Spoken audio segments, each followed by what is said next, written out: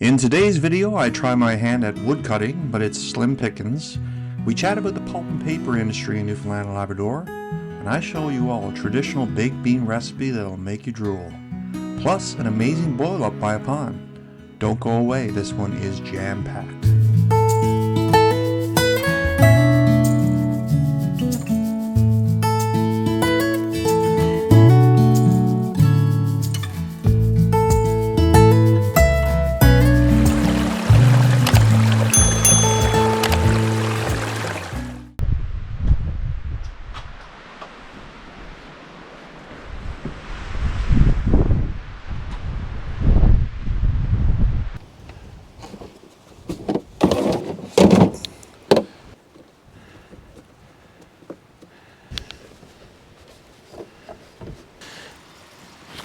Where I come from in Triton, wood cutting has been elevated to a high art.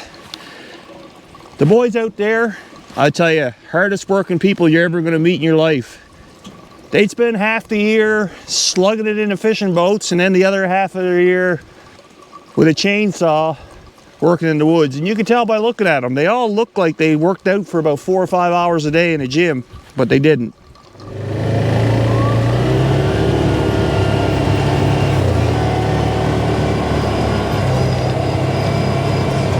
So as I drive through this dense green forest, as you can see, there's a lot of woods, a lot of firewood. The problem is all of this is owned by a commercial woodcutter company. And as such, I can't touch it. So for me to get a wood permit, I had to go much, much further down this road to an area that you will see is a lot less lush.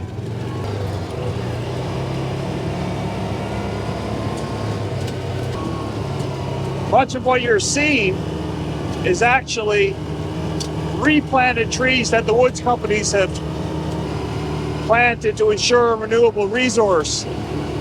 But there's so much dry wood close to the road, but I can't touch it.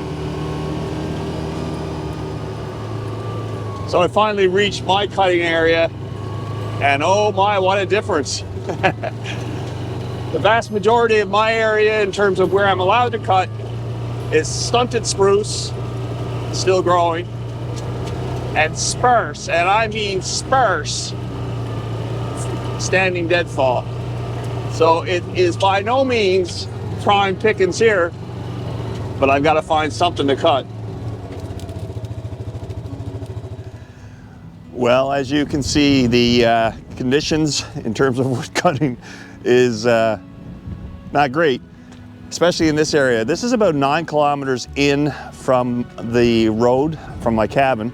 The first 7 kilometers, lush, thick trees, awesome. The last 2, new growth, sparse, and what's available is usually in a bog like this. I've got my work cut out for me. There ain't nothing to it but to do it.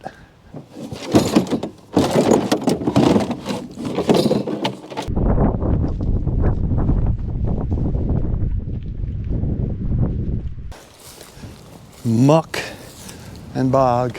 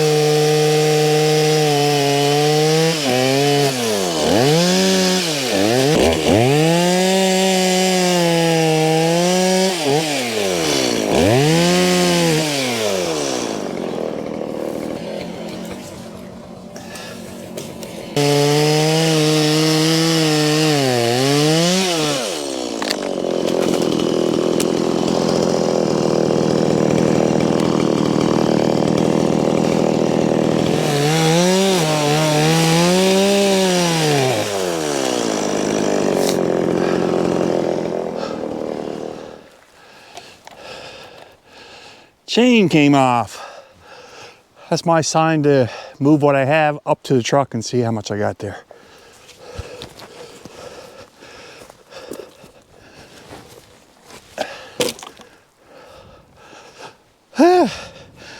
By now I'm thinking I know what each and every one of you guys are thinking. Is it worth it? The answer, absolutely. It may not be worth it financially, but to get out in the woods, get some exercise, and feel like you're doing for yourself, that's priceless. Chain's tightened, reinstalled. Might as well top up with some fluids.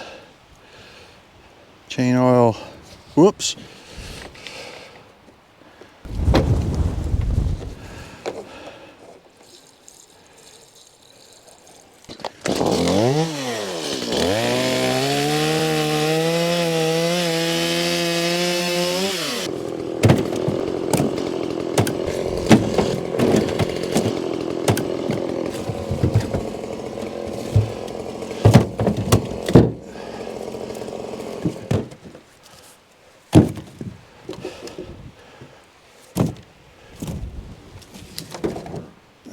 I've got my load. I say it's time to go for a boil up.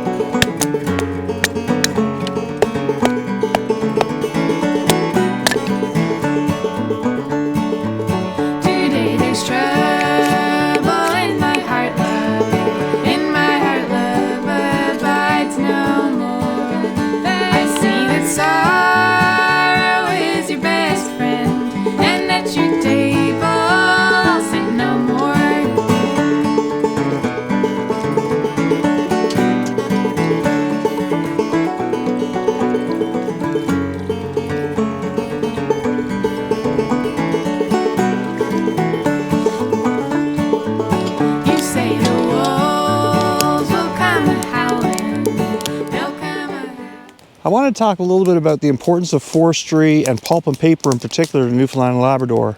Prior to about 1850, there was no government regulation of forestry at all. People could go and cut what they needed. But around 1850, of course, the Industrial Revolution happened around the world, and as a result, newsprint came in demand. As a result of that, companies started to move into Newfoundland and develop pulp and paper mills. Bowaters, Kruger, the A&D Company. All of these companies provided huge amounts of employment for Newfoundlanders, not just in the mills, but in the logging operations that happen around the province as well. At its peak, as much as 20% of Newfoundland and Labrador exports were actually pulp and paper. As I mentioned earlier, a lot of people out my way, especially around the bays, subsidized a lot of their income by working in the woods, back-breaking work. I can attest for that. I got a little bit of wood that I cut up today and I'm just about gone. These guys spent day after day after day in the woods, sawing, pushing, pulling, piling. A real testament to their willingness to do what it took to feed their families. So obviously, the woods, forestry became a huge part of the Newfoundland economy and by default, the Newfoundland culture. I remember my father talking about, he was a cook in the woods camps, and he actually talked about walking from Triton to Badger, which would be about 75 or 80 kilometers on the trail system to get to work so that he could work for the week and then walk all the way back home to get to his family. These guys were made of tougher stuff than we are today, for sure. But as with all good things, this too has slowly but surely declined in Newfoundland in the particularly in the 90s and early 2000s with the advent of the internet. Newsprint no longer became as in demand as it was before. So a lot of the pulp and paper mills just couldn't survive anymore. The mill in Grand Falls, for example, shut down. The only remaining mill right now is the Corner Brook Pulp and Paper Mill. And most of the logging operations throughout Newfoundland now, scaled down as they are, even here, I believe, the wood itself is transported across the island to Corner Brook. Even though I complain a little bit about the fact that they don't have a lot of areas to cut for lowly cabin owners like myself, the reality is that the number of employees that work either directly or indirectly for the mills in Newfoundland are far more important than my need for a bit of firewood at the cabin. So, like everything, Newfoundland has had to change and adapt. New industries have had to evolve. Fishery is not what it used to be. Forestry is definitely not what it used to be because the demand for pulp is not there anymore. But Newfoundland has produced some pretty amazing techno wizards, Verifin as an example. And tourism has really taken off here as well. And we can see why. The vast amounts of open territory, the quietness of it all. You can see why people want to come here.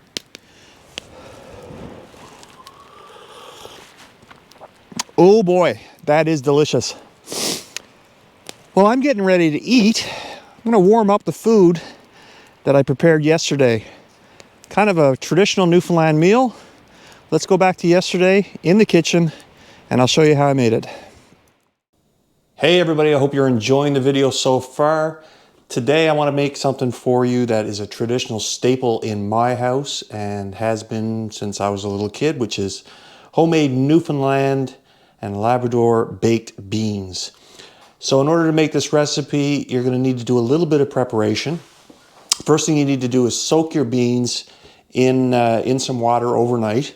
And then the next day what you're going to do is you're going to boil the beans for about 20 minutes. The thing about this is beans don't actually soften up as they're baking in the oven, so you need to soften them up prior to actually putting them in the oven. So before we do that, let's preheat the oven to 250 and get ready to get cooking here.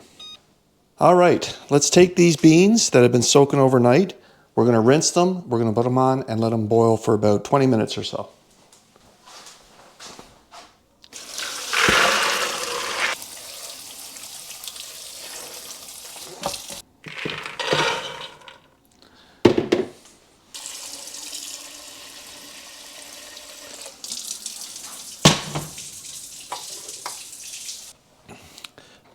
All right, so while those beans are softening up and boiling, let's look at the ingredients that we're going to use for today's recipe. We're going to use 1 large onion diced, some pepper to taste, about a teaspoon or so, maybe 2 teaspoons of vinegar, 2 tablespoons of brown sugar, tablespoon of prepared mustard, 1/4 to 1/2 cup of molasses, fancy molasses, cup of ketchup, and the secret ingredient for Newfoundland baked beans is this stuff here. So this is fatback or salt pork. Now, some recipes call for you to slice it up and place it on top of the beans. I don't like to do that. I cut it in little tiny chunks and mix it in with the beans prior to them going in the oven. That way it kind of melds and melts with all of the other ingredients and you don't actually get any of those pieces of salt pork in your beans after. It's actually all just dissolved in there. So those are the ingredients. Let's get ready to throw it all in the pot. All right, they've been boiling for about 25 minutes, so let's rinse them, get them off, add the ingredients. Okay, so I like to bake my beans in a old-fashioned enamel broiler like this. I don't know why. I don't know if it makes a difference to the flavor, but that's how I do it. So let's add all the ingredients. Throw the beans in there.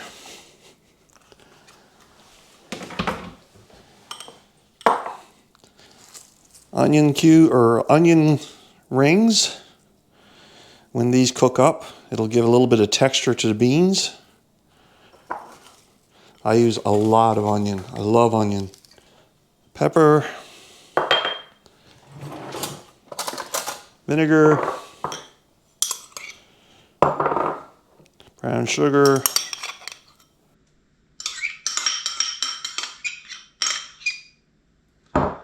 Mustard.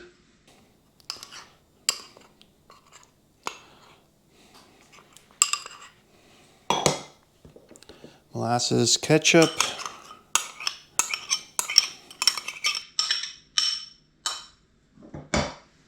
And of course, the all-important pork. All right, we're gonna mix all of this thoroughly to make sure all those ingredients are spread throughout the beans. Then we're gonna add just enough water to cover it.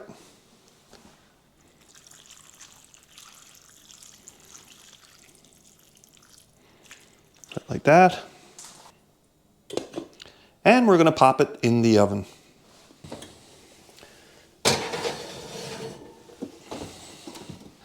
All right, we're gonna leave that in the oven for about 6.5 to 7 hours.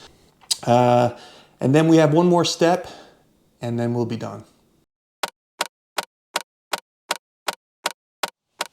All right, I just checked the beans. After about 4 hours, they're about as tender and as done as they need to be. But there's one more step you have to do before we're completely finished, and they are perfect. So about an hour before you're done, you want to take your beans out. You're going to scoop out probably about a cup, and you want to mash those up. This will give you the perfect consistency once they're finally done. You're going to stir that back into the beans.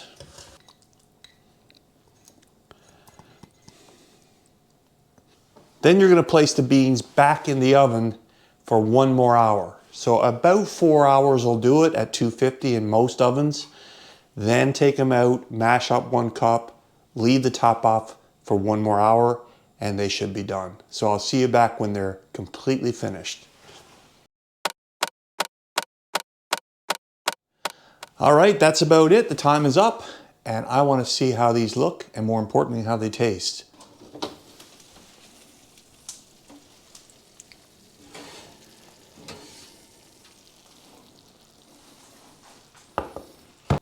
These look and smell amazing. I tell you right now, I wish you could smell what I'm getting here. It's absolutely delicious. So let's get back to the boil up and see what I decided to pair this with.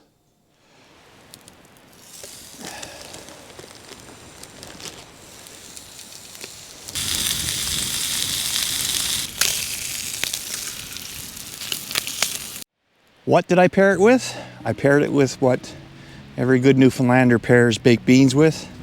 Ham, mustard salad, and a fresh roll.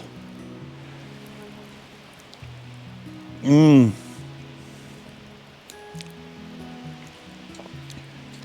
Cooked to perfection. Delicious. Thanks for bearing with me as I talked about forestry and pulp and paper and all of that stuff. History interests me, so obviously I'm going to share that with you too. I hope you found the video interesting. Don't forget to subscribe, don't forget to share, don't forget to leave a comment and let me know what you thought of the video. Positive, negative, doesn't matter. I'm sure I did something wrong at some point. I usually do. Speaking of wood, no matter how you cut it, it's always beautiful in the Newfoundland outdoors. That was terrible. See you on the next one.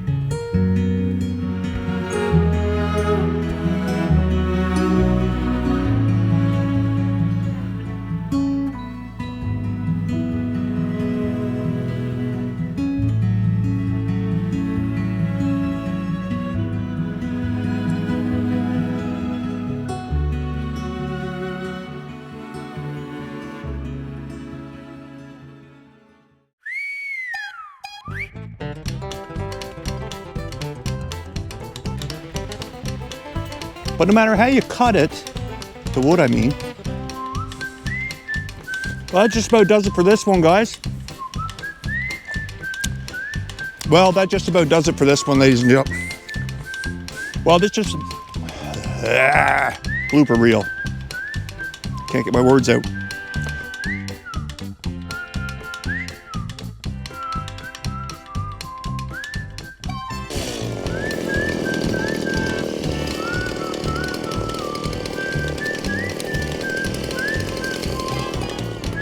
Hope it didn't hurt you.